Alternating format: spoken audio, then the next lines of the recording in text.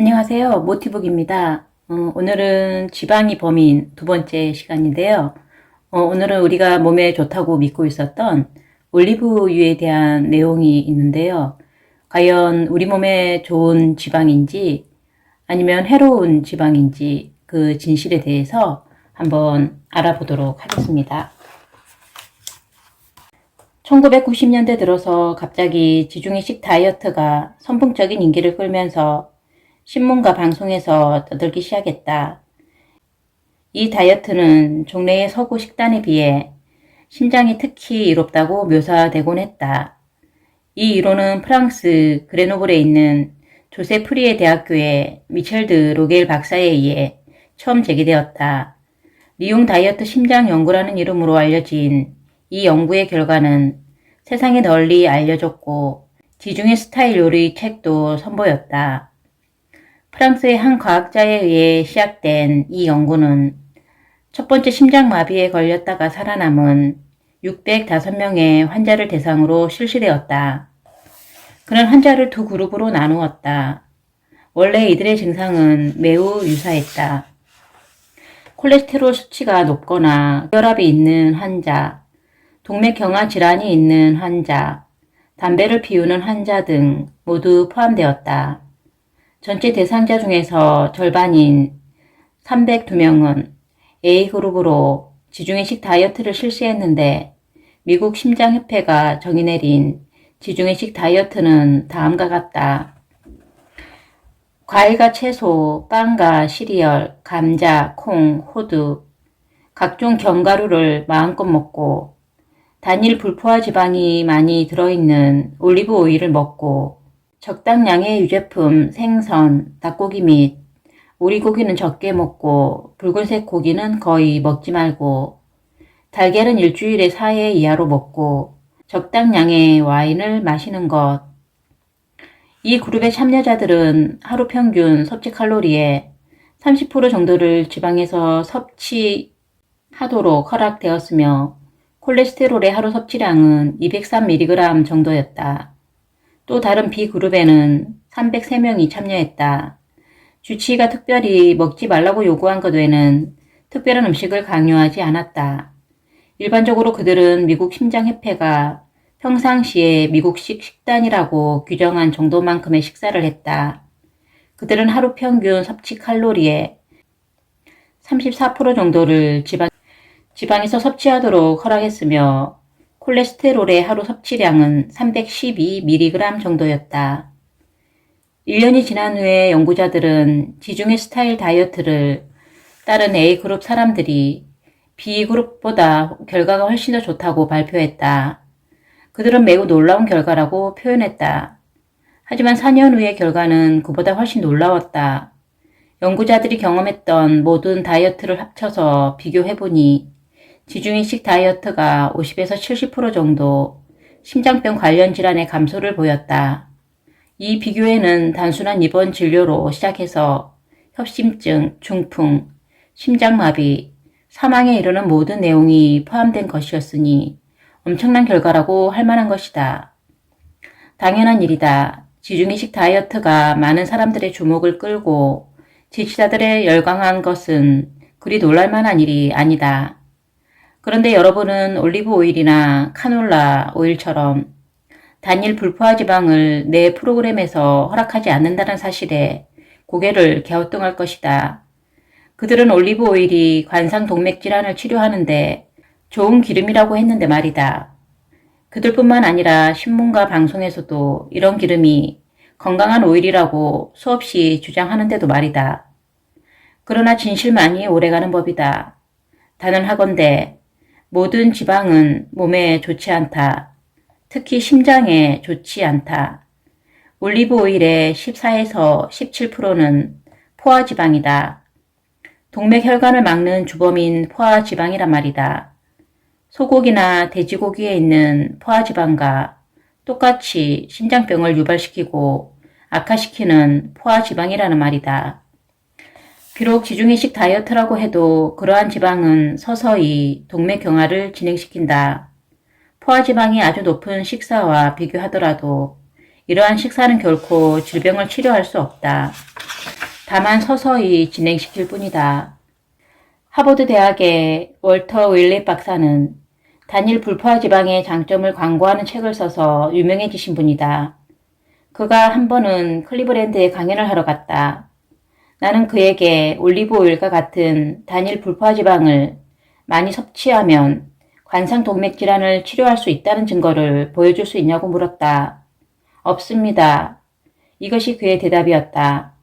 그러면서 리옹 다이어트 심장 연구에서 간접적으로 그 증거를 보여주지 않았냐고 되물었다. 그렇다면 다른 측면에서 이 연구 결과를 살펴보기로 하자. 솔직히 말해서 공정한 비교가 아니다. 그러니까 지중해식 다이어트와 일반 그룹으로 나누어서 비교하는 것은 절대로 공정한 비교가 아니라는 말이다. 하지만 리옹 다이어트 심장 연구에서 아주 주목할 점은 분명히 있다.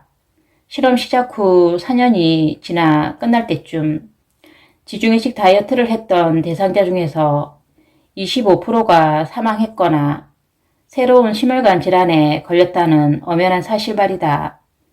나는 이러한 결과가 아주 형편없는 효과라고 주장한다. 우리는 더 좋은 결과를 끌어낼 수 있다. 1997년에 제2차 전미동맥경화 질환회의가 열렸다. 베스트셀러 무엇을 먹을 것인가의 저자 콜린 캠벨 박사는 리옹 다이어트 심장 연구의 결과에 대해 어떻게 생각하느냐는 질문을 받았다. 그 책에서는 중국의 오지마을에서는 심장병이 거의 발견되지 않았는데 그 내용과 비교해서 대답을 해달라는 것이었다. 캠벨 박사는 전혀 망설이지 않고 단호하게 대답했다. 지중해식 다이어트와 중국 오지마을의 식사 습관은 거의 유사하다는 것이었다. 그는 이렇게 말했다. 그러나 지중해식 다이어트에 비해 기름기가 거의 없는 중국 오지마을의 식습관이 최고의 밥상입니다. 사실 의학 역사를 들추어보면 식물성 기름과 같은 단일 불포화 지방이 함유된 기름의 유해성을 입증하는 증거는 차고도 넘친다. 사우스 캘리포니아 대학교 의대의 데이빗 블랭크논 박사는 동맥경화 질환으로 1년 동안 혈관 조영술을 받은 환자들을 대상으로 연구 분석했다. 그랬더니 단일 불포화 지방을 많이 섭취한 사람들에게서 포화 지방을 많이 섭취한 사람들만큼 관상 동맥의 경화가 악화된 것을 확인할 수 있었다. 비슷한 연구도 있었다. 웨이크 포레스트 대학교 의대의 로렌스 르델 박사는 아프리카 초록 원숭이를 대상으로 실험을 했다. 루델 박사는 5년 동안 원숭이에게 인간이 먹는 여러 종류의 지방을 먹이고 몇 년 후 동맥안에 형성된 끈끈한 지방을 조사하는 실험을 했다. 그 결과 단일 불포화 지방을 섭취했을 때 HDL 콜레스테롤 수치는 올라가고 LDL 콜레스테롤 수치는 내려가는 것을 확인할 수 있었다. 그러나 해부를 해보니 포화지방을 먹었을 때와 똑같은 정도로 동맥 경화가 발생했음을 발견했다. 즉, 올리브유는 버터나 돼지기름과 별 차이가 없었다. 설치류를 대상으로 진행한 실험에서도 동일한 결과가 관찰됐다. 루델은 올리브유를 식단에 넣는다면 문제가 심각해질 것이라고 경고했다. 메릴랜드 대학교 의대의 로버트 보겔 박사의 실험에 대해서는 5장에서 언급한 바 있다.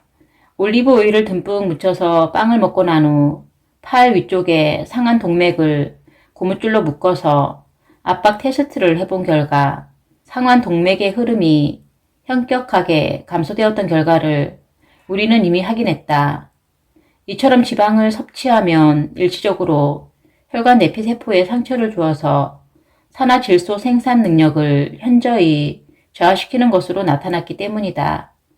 또한 일본 학자들의 쥐를 통한 실험에서도 식물성 기름과 같은 단일 불포화 지방이 당뇨 증세를 일으켜서 혈당과 중성지방 수치를 끌어올리는 결과를 보여주었다.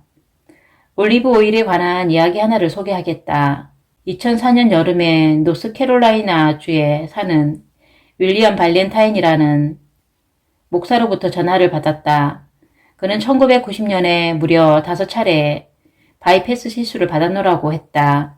그 이후로 그는 식물식 위주의 식단을 아주 엄격하게 지켰다. 체중이 95kg에서 70kg까지 빠졌고 계속해서 그 체중을 유지했다. 2004년에 갑자기 가슴이 죄이듯 아파왔는데 운동할 때도 그랬고 집에서 휴식을 취할 때도 그랬다는 것이다. 그러던 중에 그는 신문에서 내 프로그램에 관한 기사를 읽고 내게 의견을 물었다. 그는 예전에 바이패스 시술로 고생을 많이 했기 때문에 현대의학적인 어떤 수술과 치료도 원하지 않는다고 했다. 현대의학의 도움을 받아보았으나 일시적이었고 식물식으로 습관을 완전히 바뀌었는데도 어찌 이런 일이 생길 수 있느냐는 것이었다. 다른 방도가 없느냐는 것이다. 그는 통곡물과 각종 과일과 채소만으로 식사를 했다는 것이어서 나를 더욱 당황하게 했다. 나는 어쩔 줄 몰랐다. 그래서 발렌타인 목사에게 다시 한번 그동안 주로 먹었던 음식을 하나도 빠뜨리지 말고 다 말해보라고 했다. 그제야 비로소 깜빡 빠뜨린 것이 하나 있다는 것이었다. 그것이 바로 신문과 방송에서 야단법석 떠드는 올리브 오일이었다. 그는 매일 점심과 저녁에 샐러드를 먹었는데 건강에 좋다는 올리브유를 듬뿍 쳐서 하루도 빼지 않고 먹었다는 것이다. 이런 것이 바로 위대한 발견 아닐까? 나는 목사님에게 즉시 집안에 있는 올리브 오일을 모두 쓰레기통에 버리라고 충고했으며 그는 실제로 그렇게 했다. 불과 한 달 만에 가슴을 죄어오는 협심증이 완전히 사라졌음은 불을 보듯 당연한 일이다.